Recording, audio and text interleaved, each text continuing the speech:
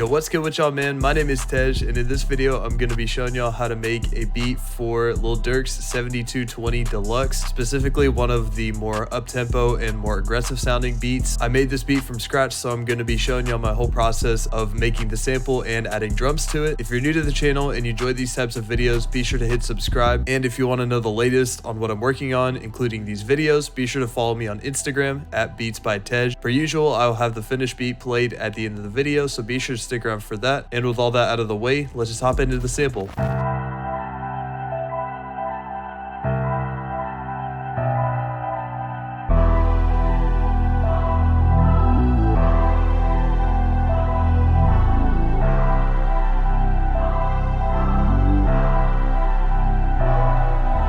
These type of beats are typically a little faster, so usually they're within the tempo range of 150 and 170 beats per minute. For the sample, I chose a tempo of 157 beats per minute. Hopping into the first melody sound, I got this carpet key preset from Palace's Omnisphere Bank. I went into the piano roll and I put in this pretty straightforward pattern. It's just the first two measures copied for the entire 8. So going into the first two here, in this original MIDI, I chose F sharp minor as the key. I was primarily only using 5 notes from the scale, which is the first, second, third, fourth, and fifth notes. I'm using the first and fifth and then the notes in between, and then just some sort of pattern of those in between notes. Once I had that, I copied it over for a measure, and then I just inverted this right here, just switched the notes.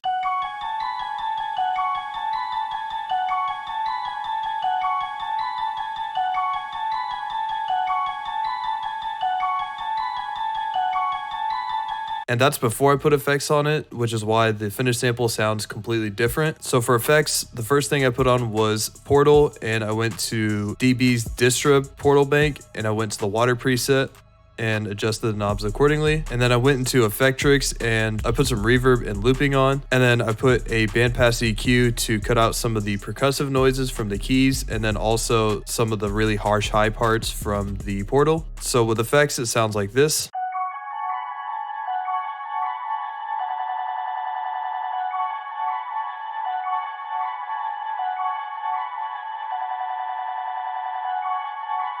So once I had that, I rendered it out by going into the mixer track here and arming it, and then hitting Alt-R on my keyboard and then hitting start. So once I had it rendered out, I had this audio clip right here, but by the time I'd rendered it out, I didn't really want that looped part in. So what I did is I just cut the first two measures and the 5th through 7th measures, and then just deleted these two. And then I dragged the second half of the clip and put it here, and then duplicated that for the remainder of the pattern. And then I double clicked on it, and in the audio settings, I went to declicking mode on generic, and I also pitched it down by 200 cents. So the key is changed from F sharp minor to the new key of E minor. So after I had my bass or core melody laid down, I opened up Xenology and I got this Film Layers strings preset, and I went in and put this pattern in once again in our key of E minor, and I'm following the bass note pattern of the 1st, 6th, and 5th note in the scale. In building these chords, I laid out the bass notes first and then just filled out the rest of the chords using the rest of the scale. And then I just added a few transition notes just to make it sound a little more lively.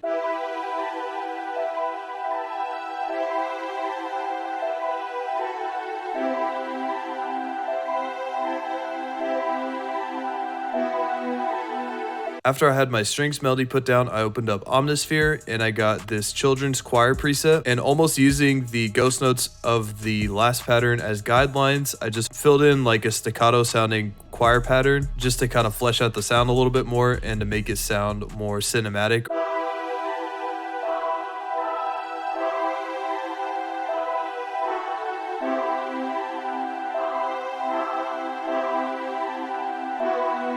For effects on that, I put on some default reverb, and I put on Fruity Love Filter on the Low Pass 2 preset. And after putting down the choir, I opened up Keyscape and got this Rich Ballad piano preset. And as I mentioned in the strings pattern, I laid out the same bass note pattern, but just a couple octaves lower, so it has that powerful sort of bass feel.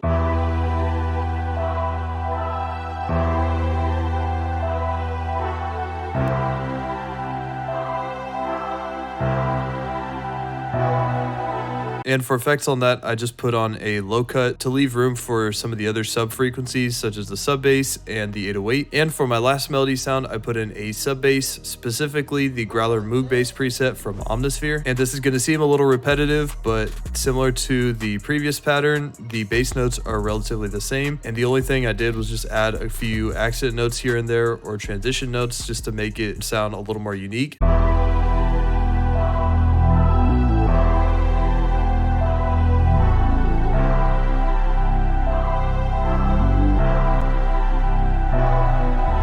So once I had all of those stems, I rendered them out as audio clips and arranged the loop accordingly and rendered out the final audio file. And once I had the audio file rendered out, I opened it up into a new FLP and arranged the stems to my liking. The only change that I did was when I imported it, I set the tempo to 157 and then I changed the mode from resample to stretch, and then I bumped up my tempo by 2 up to 159 beats per minute. Overall, I tried to keep the drums somewhat simple. The total amount of drum sounds that I ended up using was just 5, and all of the drum sounds are pretty standard trap drum sounds, or at least for this genre specifically. For my first sound, I have a slap clap, and this hits on the 3rd beat of every measure, except for the 8th measure where it hits on the end of the 1st beat and also the 3rd beat.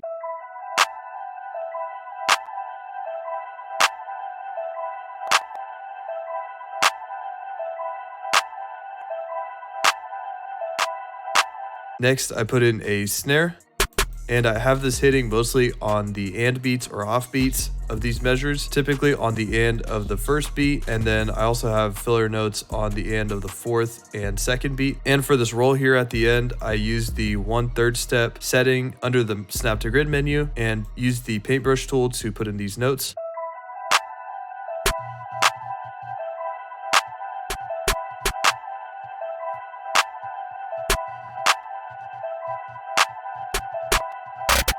And then next I got my hi-hat sound. It's just a standard hit 1 sounding hi-hat. For the most part, it's pretty close to a 2-step pattern, except I just adjusted some of the velocities here and there and then added like a couple small rolls. And then the rest of the rolls that I added here are all using the 1/3 step snap setting.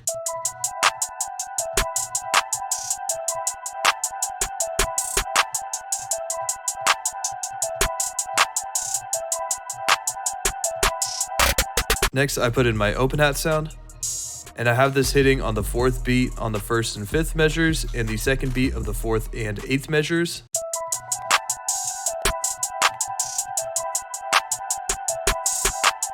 Lastly, I have my 808 pattern, and for the most part, it's pretty straightforward. As you can see, once again, it's just following that same bass pattern that we had in the strings, piano, and sub bass. And the only thing that might be somewhat intricate is just these rolls here at the end of each the 4th and 8th measures, which are using the 1/2 step snapping.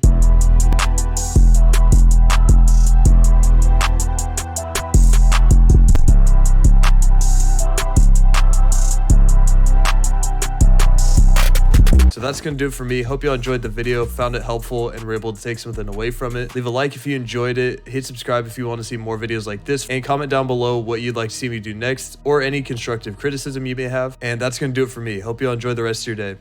Peace.